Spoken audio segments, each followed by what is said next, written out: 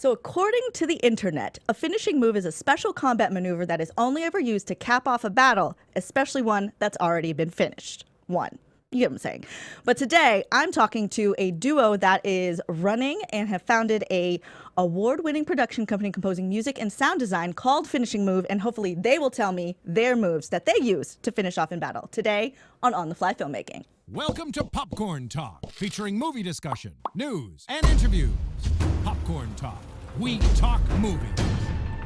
Hey everyone, we've got some really dramatic music bringing us in today's episode of On the Fly Filmmaking, where I have got the two guys behind Finishing Moves. This is a song from Halo Wars 2 that they were part of the composing team of. So thank you so much for joining me. Yeah, thanks for having us. The Bryans, both of them first name Brian, last names are different. Please introduce yourselves. Yes, I'm Brian Trifon. And I'm Brian Lee White. Thank you for joining me. You can find them both on Twitter at Trifonic for Brian Trifon and Brian Lee White for Brian Lee White. And then their company Finishing Moves you can find at Twitter, and it's spelled a little bit differently, so I'm going to spell it out for the people listening on the podcast. FNSHING_MOVE. So you can find them there, and you can find me on the internet everywhere at Marielou Mandl, also spelled weird, but I'm not going to spell it out for you today. So I want to chat with you guys about what it is you do as musical composers and sound designers. So if you give me a little rundown about what it is you guys do. Yeah, so one of the main things we do is we compose for AAA games and also indie games as well. Does a AAA game mean that it's just like the best of the best? Yeah, so it just refers to the budget scale. So for like, a large budget video game, they refer to as AAA. Okay. Whereas a smaller budget are indie games. Okay. And then we do sound design as well that we do for trailers, and we also do soundware, which is like basically creating instruments and things that other composers can use as well.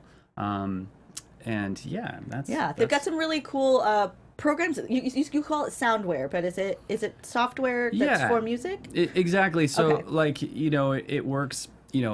People use like a digital audio workstation. That's how people compose their music, and so there's plugins in that and virtual instruments and things like that. So it's like a virtual instrument, basically. Awesome. Yeah. Cool. We'll get more into that later, but I think that's a really good tool that our audience would find super, super useful. Yeah. Before we get in there, so you've got music composition and sound design. So those are two of the main things that you guys do. How are those different?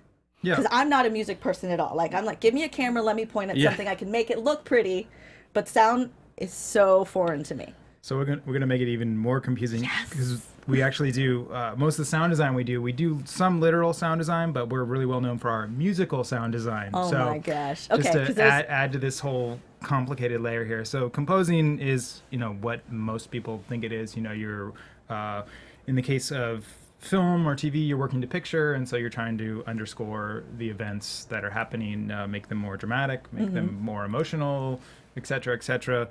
For games, it's very similar, but you also have an interactive component, so you're kind of creating music in a way that can adapt to the player's experience. So it's like kind of a choose your own adventure, adaptable even thing. The music. Even the music. That's right. Like, 'cause I didn't even think about that, because like different things that happen in a game, like, I mean, you guys may or may not know this, I am a little like geeky gamer girl. Like, I don't like, not deep in it, but yes, I love my my RPGs. So depending on like if you go this way or that way, like the sound is different. So like the amount of stuff that you have to go in, like in a movie, you're like, okay, this happens next. This is the next sound. This is how we're following this character. But in games, sometimes the character might be a good guy or a bad guy, depending on how you develop them. So you have to design all of that. The music we have to write in a modular type of way so that it can evolve depending on what the player does. And it's like interactive music systems are part of it. Yeah. That's the only way that it can feel like a experience that's actually following what the player is doing. Yeah. So we'll compose for that as well as design those systems too. Okay. So sort of design and implement how the music reacts while you're playing the game, and then a lot of times we'll be play testing that and adapting our composition workflow up until shipping, right? You can write a piece of music and say, this is going to work great when he kills the enemy, or he walks into the forest, or he walks into the town. Until you actually experience that, you don't know exactly how it's going to play out in an Yeah. interactive context. It's not like film where you have a cut, you can see exactly what it's going to look like and how it's going to feel. Yeah. The game, you kind of got to make some assumptions, kind of make some guesses, write some music, play it, and then kind of come back and go, how can we make this better? How can we make Yeah. it feel more like a cinematic experience, Yeah. even though it's just happening in real time? No wonder you're approaching this as a team. Yeah. Because there's like so much, like my mind is like breaking right now trying to think of producing something like this. So you guys separately, how did you get into where you are now? Like, did you start in music? Yeah, so I mean, basically, I think it's like a lot of things. You start somewhere and you end up somewhere completely different. Totally. So, for me, I started with basically electronic music, like just making albums, and that was what I was interested in doing. And even before that, I studied guitar in college, and I just thought I was going to be a musician. But over time, I ended up just getting into music production and composition, and I was doing like advertisements and things like that. And some of the electronic music that I released as Trifonic, from that I ended up making connections in the game industry and doing some work with that. And Yeah, I could see how electronic music could lead you into Yeah. gaming situations. Exactly, and so Brian and I were friends for a long time, both working independently, just as composers and things like that. And I'll let him give his background, but basically we realized that if we teamed up, we could take on much more ambitious Yes. projects, and that's what at some point we decided, like we really want to swing bigger and aim for bigger things, and it's like you need a team to do it.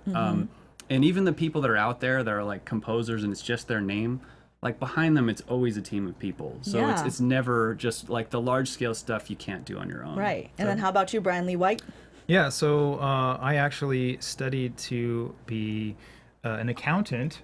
And then after college, I decided to throw away that great career and But is pursue. it like music numbers? Is it little kind bit, of a It's not yeah. the same. Yeah. Music It's is the poetry of math, right? Less numbers in terms of the money in your bank account. That Yeah, that well, industry. Welcome to the creative life, guys. Yeah. So, anyways, I went to school and got a degree in business and economics. I was going to be an accountant. I spent 2 months working for a big accounting firm, and I was like, "There's no Nope. way I can do this at all." I had always been recording music, making music. I grew up playing in bands, writing music, and my dad owns a music store, so I just grew up in that kind of space. And it was always like, well, this is always a hobby I'm going to have. And then after college, I'm like, well, maybe I'll just do this. And that kind of got me started. I started working at a studio and doing late night hip hop sessions and making records and kind of just living that freelancer life as an engineer and a producer. And then, like Brian said, we were doing a lot of commercial ad work. So we did, music for commercials, and we were working for the same music houses and working on projects with each other quite a bit. And that's when we kind of really recognized, like, hey, let's get out of this, kind of the ad stuff, because, it can be interesting, but can also be really brutal having to do, music for, I don't know, like a mattress commercial. Like I actually did that. Yeah. And like having to sing a pop song about a mattress. So How'd it go? You got a little bit of the jingle? I feel like the brand name is in it, and I don't want to. You don't want to say? Because I was like, we'll find it right now. I don't want to get there. You're totally safe. You're safe. You're safe. We don't have to go there. But so basically, yeah, we were just like, hey, like, let's shoot for bigger than this. Like, we want to do bigger projects. And that's when we kind of decided to team up and kind of combine forces, combine our superpowers. And we have very complementary skill sets, so we don't kind of really walk on each other's creative skills. So, in a lot of ways, I think that's important in a team is, finding people that you can work with really well. Yeah, that's how I feel about Marissa in the booth right now. I've got all the feels for you, Marissa. Thank you so much for working so hard on this show. So it's really great that you guys complement each other. And so how long have you guys been working as a team now? Let's see. It's all, this is starting the 5th year, like as in terms of as finishing As a move. company, That's finishing move, right on.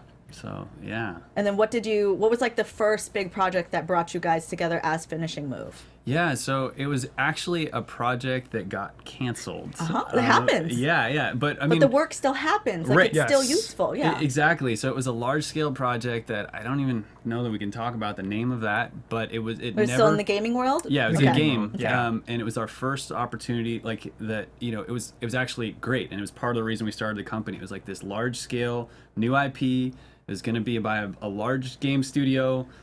We did a lot of work on it for like 6 months, and then they canceled it. So yeah, that's how we started. But then the first actually major project that we completed was the Halo Master Chief Collection, and that was really cool. Like that was going from like 0 to 100 for us really quickly. And, Yeah. To go from like not having done this. Yes. Or like doing it where it's like canceled. Like you're very early in the stages to one of the biggest gaming franchises that exists. Yeah. Here we go.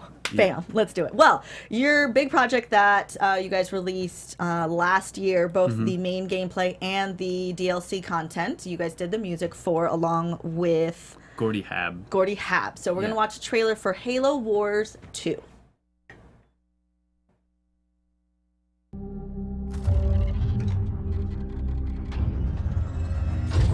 Captain, wake up. Something has happened.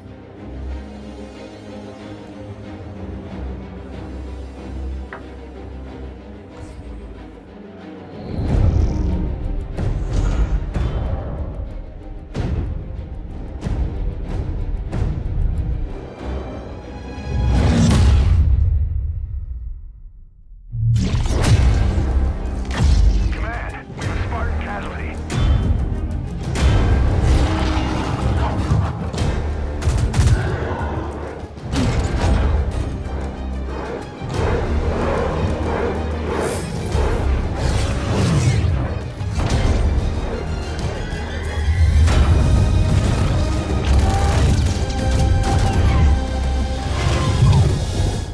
Years, Professor. Let's see what kind of galaxy we woke up to.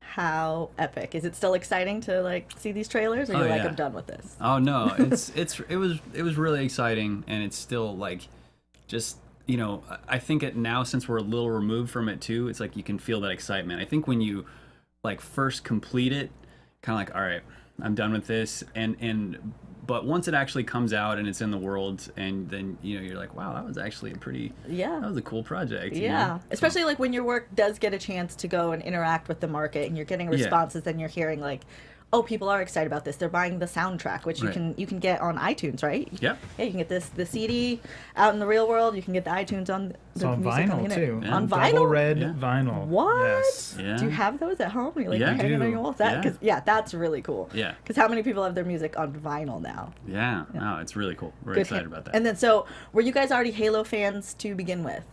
Oh yeah, definitely. Yeah, I mean, I think Halo's just one of those classic games that I don't know. It's part of, for me at least, it was like college was. Yeah. Yeah, was it came playing out that, like so. the Halo 1 and Xbox, came out like right when you would play 12 hours of video games in a day in Yes. college. So I definitely had that like respawning sound like in my head all the time. Yeah.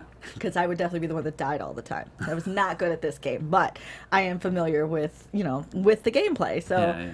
it's super, super iconic. Like I think everybody has had some kind of interaction with it, whether it's their type of game or not. Totally. So that's good. So then going into this, very exciting. How did this gig come to you guys?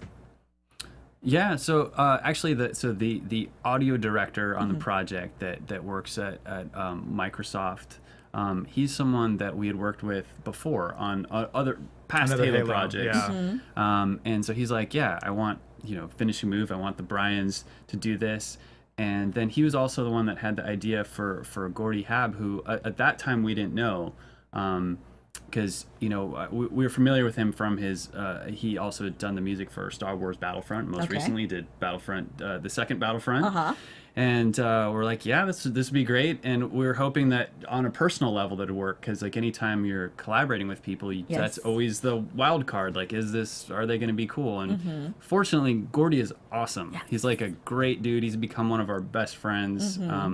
So yeah, it sort of came about through the relationships that we had previously had. Right, from other gigs that do or don't work out that you just developed over the years. So and I guess like the one little point I'd want to make with that is that it's like it started from like doing really small gigs that like with our this relationship that we had with the audio director at Microsoft. We did like small projects, small amounts of things for like, you know, a couple of years, and then that's like building trust over time. That's what grew to the bigger projects. It wasn't like, you know, we were just throwing something huge out of nowhere, or that we like won some huge cattle call audition. I think a lot of things like in our experience come from building relationships, building trust, doing small stuff, and that can lead to bigger things, you know? Yeah, that's definitely something that I've learned in my career. And then like being open to kind of shift between what you initially thought was your target. Yeah.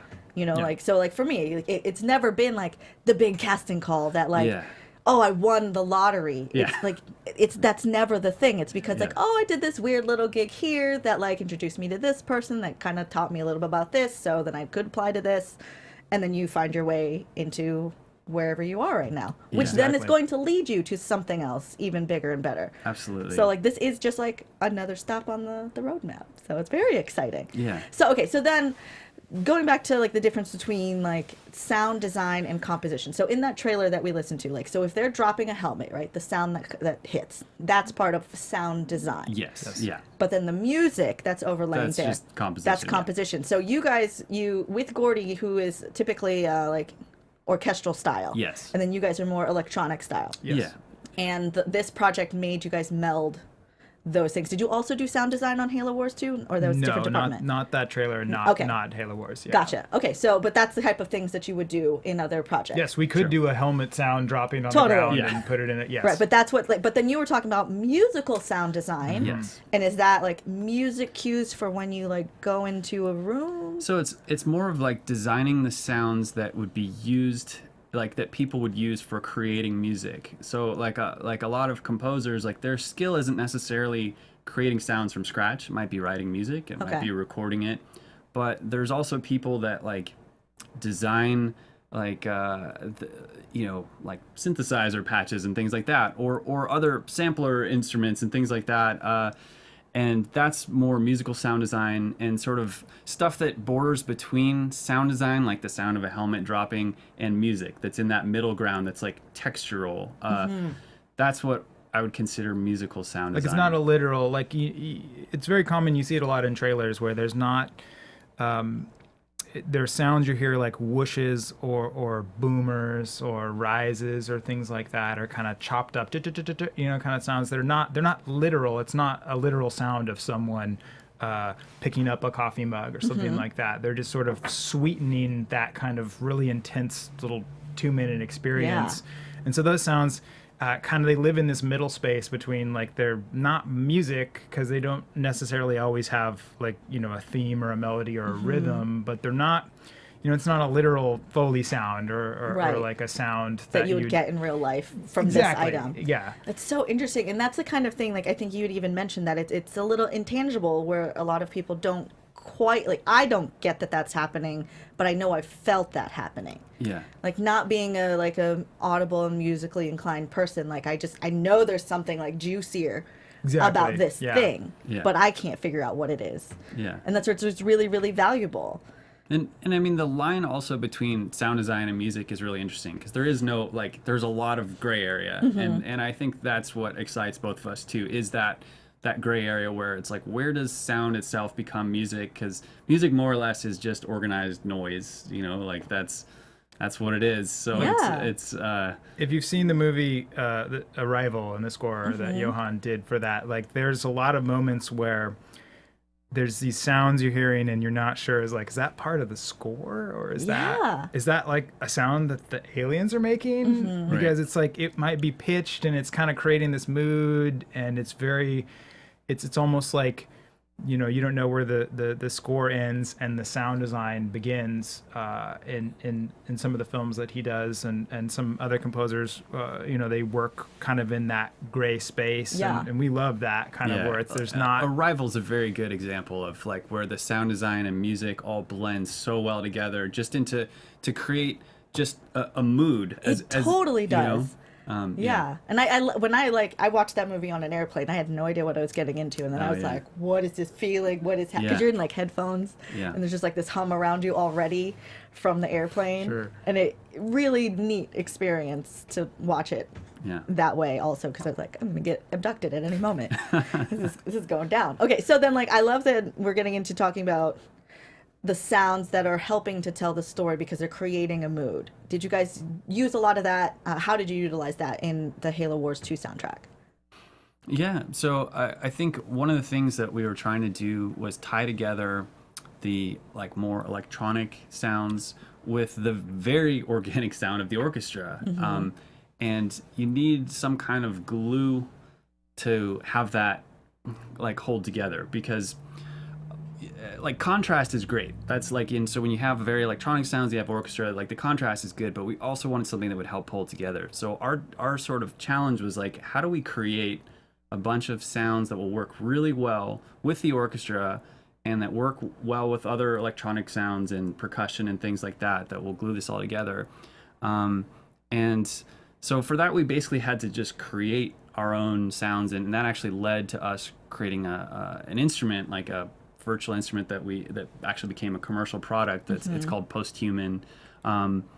But yeah, and it was just like we had to create all these kind of like surreal textured sounds that have elements and aspects of electronic type sounds, but that also have organic qualities to it as well. Yeah, like, and I like that being called Posthuman, because it's like it's like post-production of the human instrument stuff. Yeah. So now you're bringing it into, do you use it on a computer? Okay. So is it part of another program? Yeah, so it's basically there's like, you know, if you work in a program like Logic or Pro Tools, there's a sampler that's called Contact, and a lot of people use that as sort of a standard tool. And so we made our instrument Posthuman. It runs in Contact. Okay, gotcha. So and then if you guys are interested in that, you can get Posthuman on finishingmoveinc.com if you wanted to or work with that program.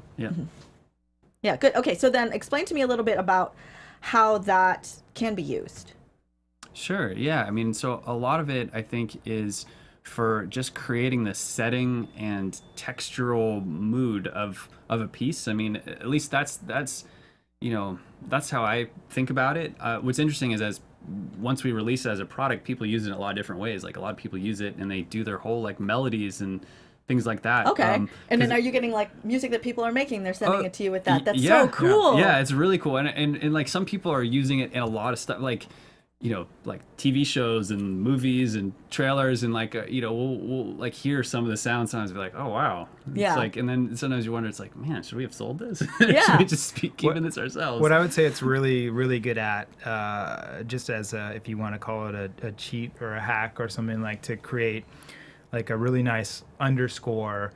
Some of the sounds, they evolve over like 2 or 3 or even more minutes, and so you can really just hold down a note and you could kill a minute or 2 of a sequence music and creating a whole mood as it evolves. So just in terms of like creating, you know, a real moody underscore for a moment in a film or a TV program, a lot of the patches, I mean, you really don't have to do there's very much. You just hold a note, just roll with it, and it kind of evolves and it morphs over time, because that's kind of how we designed it, to kind of morph between these different sounds and follow a kind of a crossfade pathway. Yeah, because and that's all in this program that you guys built. Yeah. I just want to like throw things, like that's so exciting, like that you create something that like helped your workflow, but then you also put it out in the world where other people can utilize this too. It's not like, here, I've got my little secret. Yeah. So you're blending things that you guys have made with the program you guys have created with this orchestra. Cool. So we just got in this video that has a little footage of them creating the music. So we can check this out, and then if anything comes up, we can still talk over it. if there's anything that, you know, any stories you want to pull up because of this. Sure. What is Halo music? And, you know, it's very thematic, character-driven moments. I mean, there is a long legacy, and for us, we wanted to distill the essence of what those were. There's kind of this sacred element. The orchestra is larger than life sound. And with Halo Wars 2, we were kind of handcuffs off and gloves off. I mean, it was like, we have a chance to do something completely new. Was that Gordy? No, so that's Paul. He's the audio director on the project at Gotcha. Microsoft. Yeah. So he's the guy who got you into the, Yep. got you the gig. When I sat down with Brian and said, hey, you know, we want to launch a whole nother score, rebirth a whole franchise, or a part of our existing franchise, how are we going to do that? And so we thought, well, let's call Gordy. Gordy's someone I've known for years, and we've been wanting to work together forever. We were just waiting for that perfect project to show up. The Bryans and their completely unique sound with Gordy's complete mastery of the orchestra, and it was like, wow, I think this is going to be groundbreaking. something that I wanted to do, and we discussed this in the beginning, was approach the score very thematically. So each character having a theme, and sort of a more old-fashioned traditional approach to the score, but done in a modern way. We wanted new themes and that still kind of feels like Halo, but it also moves the story further and taking the sound, into the sort of next generation of Halo music. With Atriox, he's a brute and this huge intimidating character. There's a darkness to a lot of the sound texture with him. He's a tragic figure in an interesting way. There's a little bit, there's sort of a sadness and a hope. As an audience member, you see this character and you can relate in some way and understand where he's coming from. And I think that the best villains in history always have sort of this backstory that you can relate to. And so you can understand exactly why they are the way they are. It's funny, just like we have this compelling new character with Atriox, Isabel is just as compelling, if not maybe even more so in a different way. We wanted someone to be relatable. There was a delicate side, an emotional side, but there's a really strong side to her too. Isabel is a hero, and we wanted to approach it that way and make sure that it was a theme that could be translated and heightened in the important moments. But then there's also how her theme intersects with Atriox's theme. This is true crafted orchestral writing, and this is Gordy's mastery of the orchestra coming into play. For me, it was a great challenge to actually get in and study the sound, sort of the harmonic language of the Halo world. I knew it was going to be cool, but until we heard it being performed by the orchestra at Fox, suddenly it comes to life, and it's just this amazing, breathing, living thing.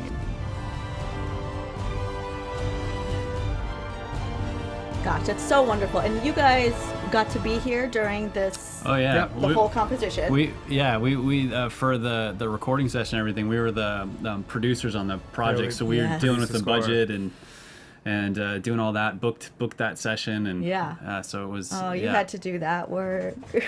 Yeah, it was actually really. I mean, that's like a fun part too. I like the production logistical side as well. So we had started doing that on the Master Chief Collection, the last Halo project, and we just kind of kept doing that side of things too, working sort of as the master vendor on stuff like that, because it originally started out like, well, who's got a corporation that they can kind of funnel this money through, and like, okay, Finishing Move does, and then we kind of like took on this role as score supervisors and producers when we did Master Chief Collection.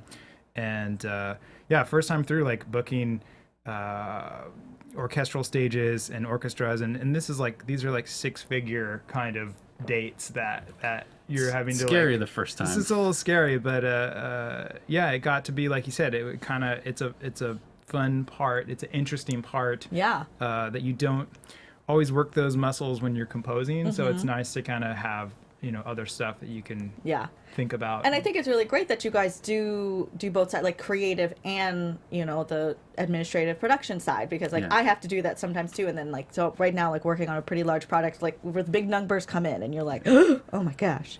But then you think no, this is what projects cost. So then when you're coming in as a creative, you can approach it a little bit differently. Not as a like, no, this is my art, I can just go. It's like, no, like somebody is paying for this time. So like, let me make sure that I am putting out what I need to put out to be worth this money.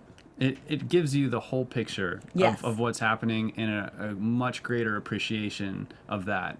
Not, and I think it's important to, to respect that, because it's not just like people trying to be difficult or whatever. It's just there's real world restrictions on things. And so like when you actually have visibility into all of that, I think it really gives you a better understanding and appreciation of all the people and all their limitations and all their fears that they have too, and like the stresses that they're facing. And it's like, I think it makes you more understanding of all that. And yeah, definitely. I feel like that was the learning experience from it. We both have this like kind of this weird, I don't know if to call it weird, but we have a taste for, we always want to learn about, in addition to people's creative processes, like what's the business side of what you do. And so whenever we're talking to friends or just, like people in the industry, it's like we're both always super curious, because there's just so much you can, there's so many times you can hear the creative story of, well, I'm just a genius and I imagined this and then it just appeared in front of me, manifested. But you'd be surprised what you can learn about just how people, well, how do you get your gigs? How do you keep your gigs? How do you, balance your checkbook? How do you make it all happen? Do you have an agent or a manager that handles that? Do you do it yourself? Like how does it all work? And it's crazy because everybody's kind of got a different story and a different angle, and and everybody's in a slightly different part of the industry. So I find that even if it's somebody that's like doing something that's not related to music or sound at all, like we can learn like, hey, that's a really great sort of viewpoint that we can sort of take in and understand and try to be better at what we do. And that's like really neat, because talking to all these different people in different levels of the industry, we're all gigs, or it's all gigs, it's vendors, so even if you're a corporation, you're still a vendor, you're still going from assignment to assignment. So as a freelancer, your job is to be working on getting other jobs. So, and then that's something I think a lot of people don't understand. They're like, what? When I'm a director, and I'm always a director. And it's like, well, no, like you got to work and like plant the seeds and not be a jerk and make things happen for you. So you have continued work. May it meld in one way or the other. So I think that's a really good thing to point out. And then also that you guys in your industry have done the paperwork, like what would be boring stuff, but like isn't really. Once you get to play in it and you're like, oh, cool, I get what this is. I get what this is and why I support. So then let's talk a little bit more about the creative stuff. So in this little video we had talk about the characters.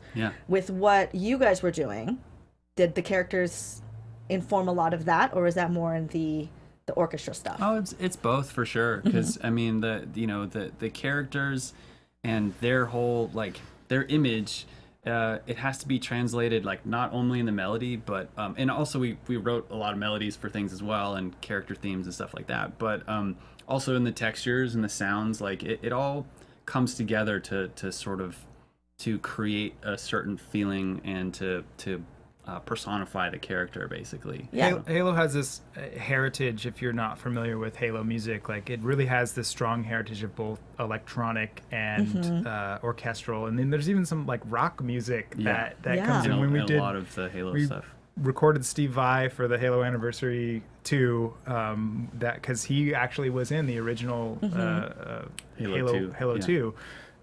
So there's this sort of deep heritage of having this kind of eclectic range of music in Halo, and we really wanted to honor that when we were doing Halo Wars 2, and that's kind of why Paul wanted to bring this kind of super group together of who, because we'll do orchestral stuff, Gordy will do electronic stuff and sort of your everyday composing role, but there's always something that you're just best at and you absolutely kill it. And for us, it's the sound design, the electronic sounds, the more kind of production oriented stuff. And obviously for Gordy, it's just he's just a master of the orchestra. And so the idea was let's combine just focus on our strengths. And I've always said, and this is something somebody has said to me when I was starting to learn working in groups, because I came from like, okay, like I want to make a project, so I need to do absolutely every piece because I don't know other people who do these things.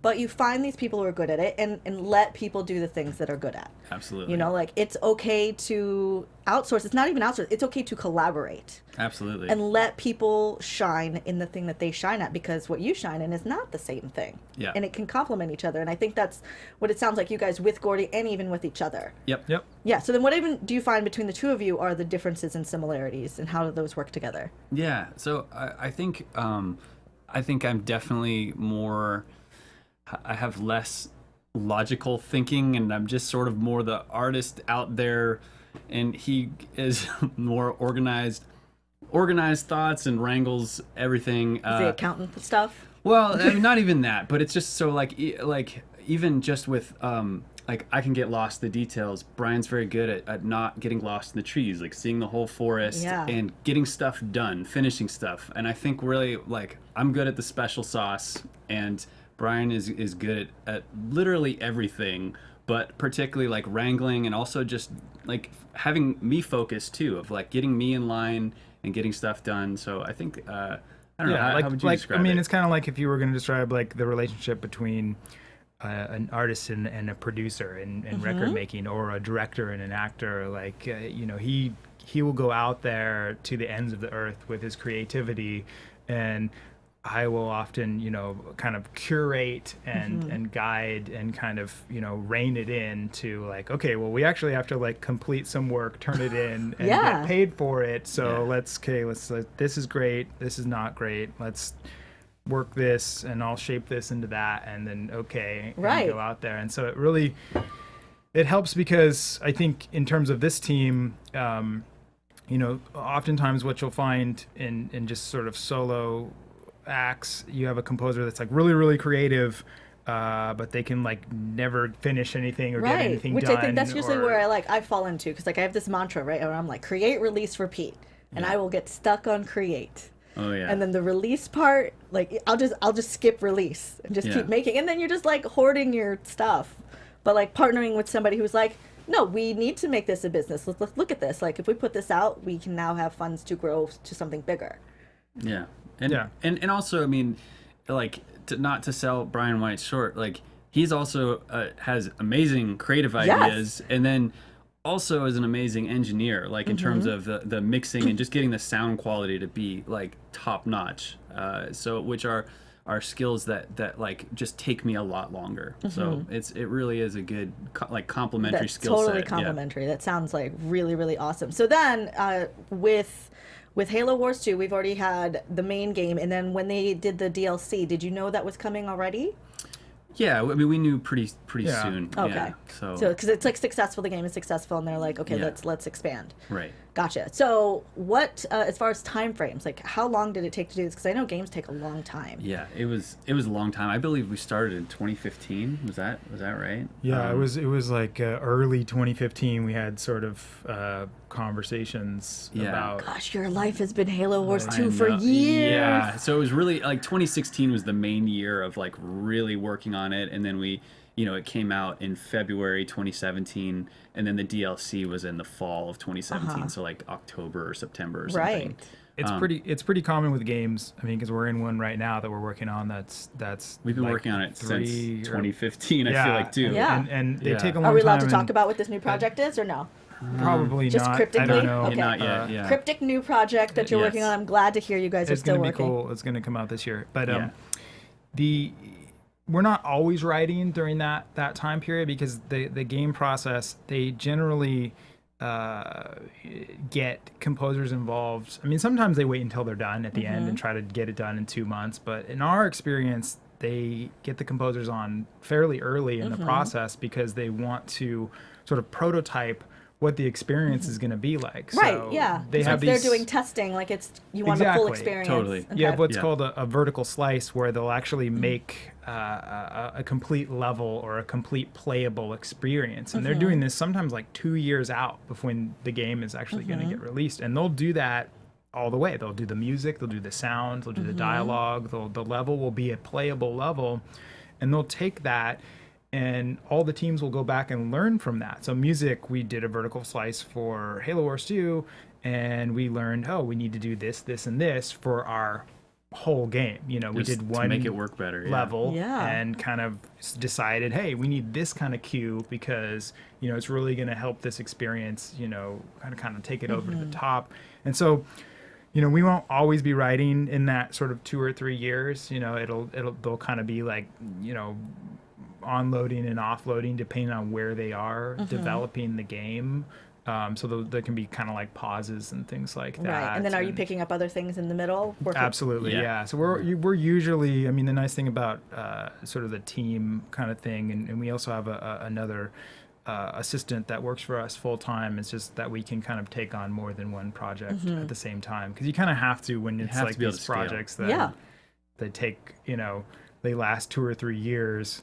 And there's just no way around that. You know, you have to kind of be filling, you know, your downtime with other projects and things like that. Yeah. So we completed like quite a few other projects while we were working on Halo Wars. And is that some of the like the trailers that are on your website? Yeah, we did a lot of trailers, and then we did for this company Anki, we did this. There's this really cool like actual AI robot. It's called Cosmo.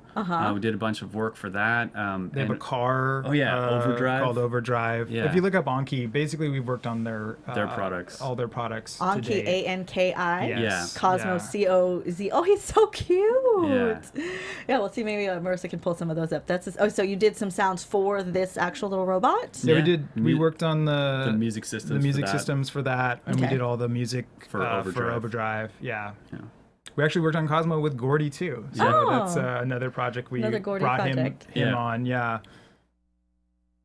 That's neat. So it's ANKI, and then the robot is COZMO. Anki Cosmo. Yeah, there look at that little Looks guy. Like, kind of like a little truck. And was this a game? It's a toy? What is he? It's kind of both. So it's it connects over Wi-Fi to your smartphone. And essentially, it has a camera and sensors in it, and so it interacts with you. It's actually artificially intelligent. Oh my gosh. And it'll play games with you. It'll say your name. You can kind of it will steal our jobs in like a couple of years. Like all of us, it's gonna be it's like the Skynet basically. Just with a friendly, so in a it friendly comes with package. these like little cubes. Yeah, and it can move those cubes and play games with you. Sort of recognize colors and patterns. And see, I need this because I don't want a dog. I just want a robot. Yeah. And it's got this really expressive eyes. That's like the screen that are its eyes. It's kind of like a little OLED kind of display, and it really has all these different expressions that it can make along with vocalizations and things like that. And so the music part that we worked on, that actually plays out of the phone device, and it's kind of like it's scoring his three-dimensional world. So he'll be kind of doing something or in a certain mood, and it will kind of react and adapt to that. So it was a bit of a challenge of a project, because like because now we're in actual 3D space, and you have a phone and you have a robot. They both have speakers on them. Like, how do you score this experience that's like happening right in front of you? And it's kind of a unique challenge. That is trippy. This I need in my life.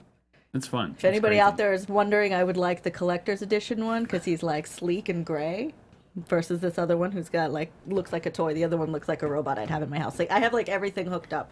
I've got like Alexa everywhere, all my lights I can control like at any moment. My like friends make fun of me. They're like, you just live in a robot house. And I was like, I do. Now you just need the robot. I need my robot pet. It has an SDK that you can actually it comes ready for, I mean, I think it's designed for kids like around 7 or 8 to 12 or something like that. But there's actually an SDK so that you can kind of do whatever you want with it. You can actually program the robot to do, other stuff. And I think some people probably do some crazy stuff with it. I'm sure. I haven't really gone I just need down it that to like rabbit hole. deliver coffee to me in the morning and a cocktail at 5 p.m. It's not that big though. It's about half the size of this coffee cup. Okay, he can just bring me a shot glass. It looks pretty. Bring you a shot glass. Yeah, that would work. That's fun. Awesome. So that's neat. So what other kind of fun projects did you guys get to do in the in-between? Yeah, that, and I think trailers. What else other than releasing Post-Human? Trying to think of what other other stuff. Those were the main things. Yeah. Because like Halo Wars and then the DLC and then this other So project. we were working on at the same time this other game that's not out yet. We can't talk We've about also yet. been working on that. Yeah. So that's kind of we were sort of working on two huge AAA games at the same Gotcha. time. All right. Well, then, without talking about like necessarily what the game is, how about some Sure. differences in the experience? Because are you not working with Gordy again on this one? Right. So this one is just electronic music and it's totally different type Yeah. of game. And totally different type of game. It's going to be a really cool score because it's all electronic, kind of all beats and things like that. So it's kind of taking a different direction as to what you typically have in a big AAA game that usually incorporates the orchestra or more hybrid stuff. And we're also doing all the audio implementation, all the music implementation. So that means programming how the music interacts in the game. So we'll write the music and then I'll actually get into the development side using developer tools to essentially dictate how the music changes and evolves depending on the situation. Okay, so like, are you the one that programs like when the treasure chest opens, then like, Link Sure. hears this music? Yeah, Okay. there's a certain number of enemies on screen, and this is when the combat music ramps up. This is, when the ambience comes back in. This is when you level up, and we're actually doing some sound design for it too, actual like literal sound design for some of the like treasure chest kind of moments where you absorb some energy and things like that. Yeah, so you guys are like the ones that, so I like will play video games in the middle of the night and I'm just like with my little screen and I'm holding it and it's like completely quiet except for the sound, and then like maybe the music is happening and then like something will like sneak up on me, or like I walk to where there's some enemies and then like there's some sound cue and I'm just terrified. Yeah. And I can't handle it. See, I'm the type that goes and I just want to talk to everyone in the village. I don't want to do battles. Yeah. I don't want to see any like bad guys. I don't want to fight. I'll like far away like throw bombs at people. But that's the kind of stuff that like will keep me up, and then that music or those sounds will stay with me. Like whatever game that I'm playing, they'll just like kind of stick with me through the day. So you guys are just like infiltrating all sorts of brains all the time. Definitely. How many hours of music did you make for Halo Wars? Oh man, it was more than 2. It was like 2.5. Yeah, almost 3. Yeah. I think 150 minutes, something like that. So much. Total. Because like for a movie, you don't make that much. You're No. making like 40 minutes. Yep, tops. Yeah, Yeah, I maybe. mean, And then gets like utilized in a bunch of different Exactly, ways. But this like 2.5 hours, and then so over the course of 2 years. Pretty much. Yeah. And then with the 3 musical masterminds. Yeah. Yeah. So then this other one that you're creating, is it the same scope? Yeah. It's a lot. It's probably even more. I don't know in terms of minutes of music. It's probably close to 200, or it could be more. It's quite a bit, Yeah. and the scope is just a lot larger because the music system, we didn't actually do the implementation on Halo Wars 2, so that was sort of sent off to the developer to do that. So sometimes the developer has the people that do that. Right. Because so then for Halo Wars 2, you make the music and you're like, cool, you guys use it how you need to. Pretty Yes, much. Okay. pretty much, If you need yeah. something different or a different edit, we can give that to you. I see. So you're like just handing them a box of like crayons and Yep. do Exactly. what you need. Throw it over the wall. But Yeah. you on this other project get Yes. to color. Yep. You make the crayons and you get to color. It's definitely I mean, it's not for every composing team because it's a whole other skill. Yeah, that it's a you total, have like, to, different skill set, like, yeah. It's very technical. and Yeah. very technical because you're essentially in the development pipeline. You're pushing stuff into builds. You're checking things into their like code depot and stuff like that. And I'm not going to say it's not coding. I'm not actually like typing lines of code. There's an abstracted environment where I go in and I can say this sound happens when this happens, and I can kind of control it. The software we use for that is called WISE, W-W-I-S-E, and it's a middleware. Because it sort of sits between the game engine and the experience, kind of controlling all the sound. But the nice thing about it as the composer is you really get to dial in the experience that the person is having. So from an interactive standpoint, you can really tailor stuff that only you're going to notice sort of as the writer of that music. So for example,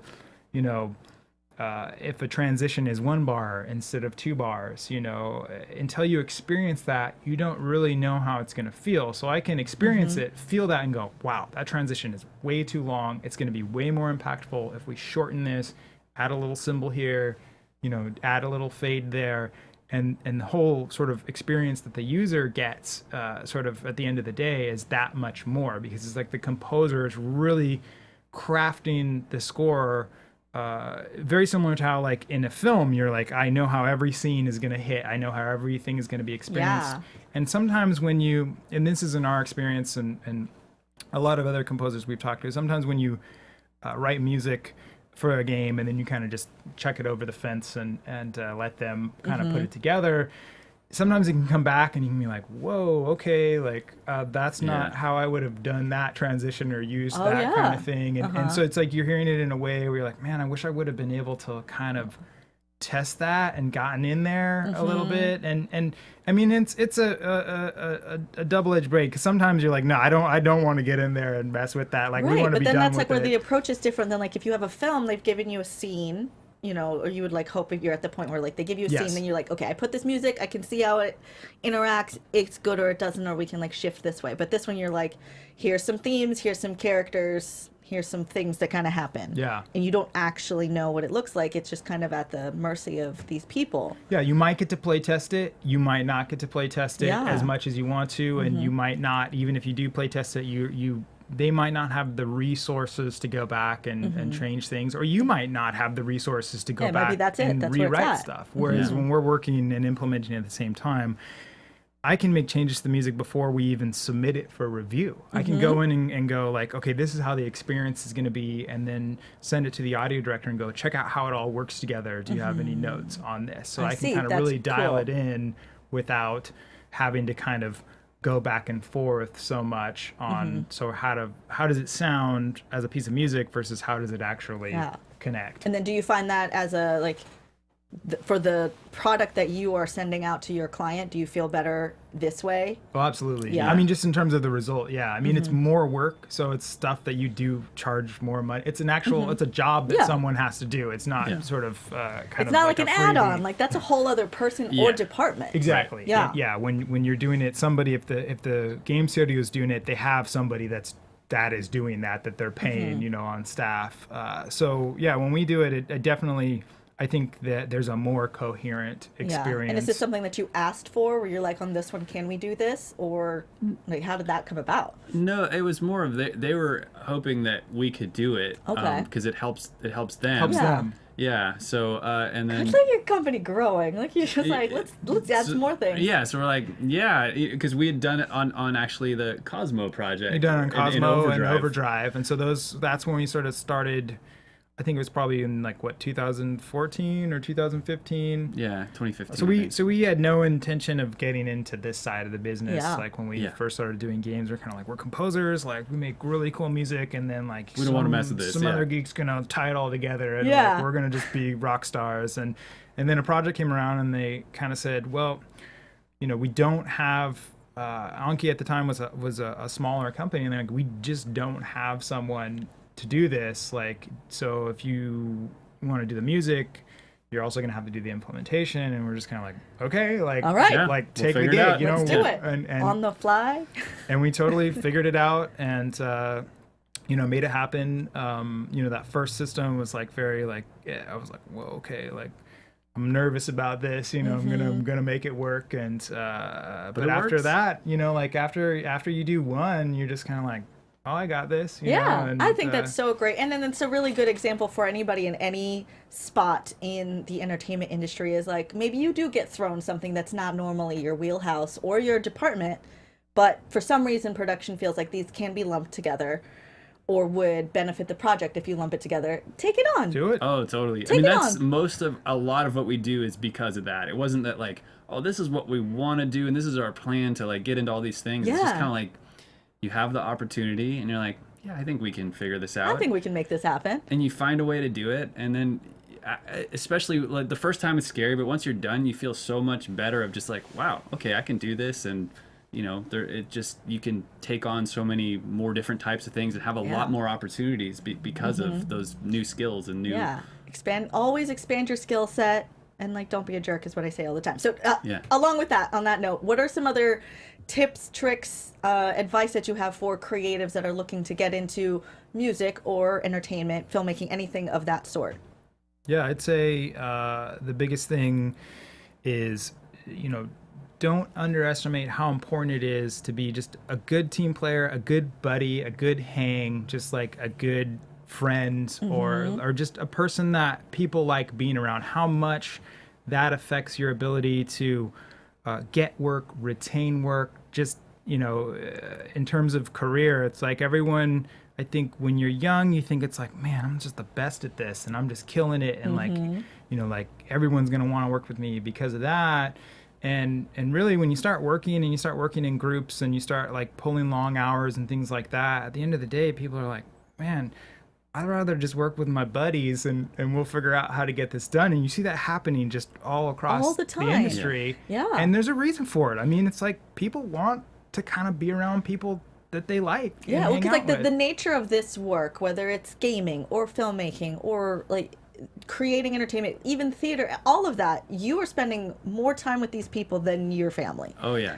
And I don't think people realize that when they start off with this ego of like, well, I'm just the shit, so I'm gonna like, I'll be able to work because my work is amazing. Yeah. But it's so much more than that. Like your people skills and your ability to just be good to work with. Yeah. Because I can forgive so much on somebody who's like trying and they're good to work with, and maybe their skills are not as good as this person who is awful to work with. Yeah. Sure. I just won't work with them anymore. It's fine. I'll teach this new person, but we'll have a good time.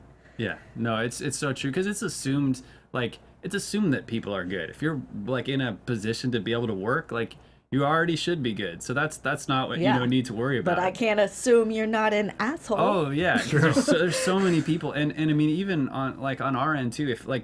If there's clients that we just really don't like working with, we just won't work with, even if it's pretty good opportunities, because you spend so much time on it and you spend so much time dealing with them. It's not worth it. Like there's enough work and things out there to do where it's like, just like don't want to deal with people that are jerks. Yeah, and that's something that I don't know if we've talked about before, is like, so we've talked about being a good person with other people you're working with, but we've never discussed like clients that might be not worth the job. Oh yeah. And I think that's a really important thing to bring up. So like, do you have any story that you can tell without defaming anybody? Names? Yeah, sure. I mean, there's certain people that that are quite good. They have a good aesthetic and they do really good work, but are just, it's kind of challenging where like the revision notes we get where it's like just endless like grinding it out, but they're not necessarily like useful. It's not like where it's things that are making it better, because like notes are just part of the process. You're always gonna have to deal with that. You're always gonna have to revise, and you have to be like super cool about it. And that's always great, but there's certain people where or a certain person where it's just like so difficult, and they weren't good at communicating it, and like it made it so unpleasant and stressful. Where it's just like, you know what? No. Like we do the same kind of work for other people, and it's great, and we're happy, and they're happy. It's like I just like this one person. It's like, rather not work with. You kind of have to balance it out. Like I had a production company that I worked with, and the client that we had was like something that I really loved working with, but I knew within that company that there was some bad behavior towards each other, and like me even being on the outside, I was like, I can't stand behind this, like ethically I can't participate in what this is, and I don't care how much you're paying for me for this. It didn't sit right with me.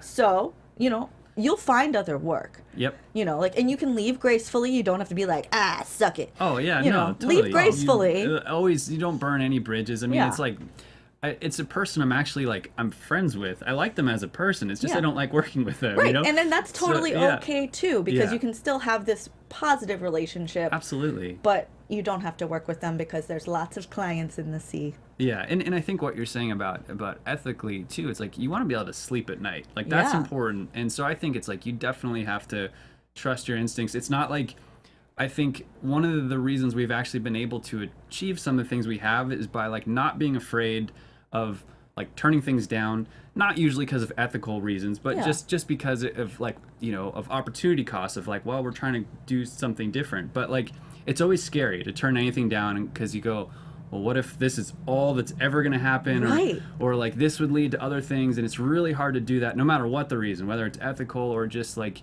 you're trying to like pivot into other things. That's always scary. But like, But doing it's like those are the things that have worked out for us. Is when Yes. we've just gone like, okay, well, we're gonna turn this down for X, Y, and Z reasons. Even though it's like it's scary to do, and you're always like, man, did we just do the dumbest thing ever?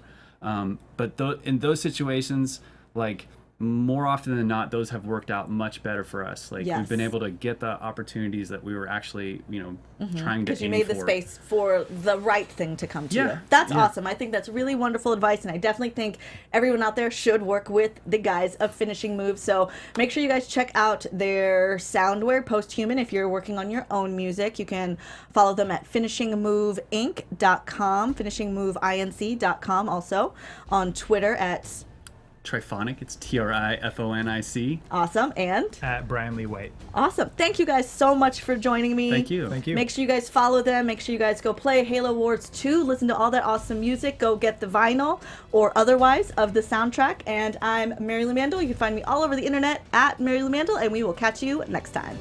From producers Maria Menounos, Kevin Undergaro, Phil Svitek, and the entire Popcorn Talk Network, we would like to thank you for tuning in. For questions or comments, be sure to visit popcorntalk.com. I'm Sir Richard Wentworth, and this has been a presentation of the Popcorn Talk Network. The views expressed herein are those of the hosts only and do not necessarily reflect the views of the Popcorn Talk Network or its owners or principals.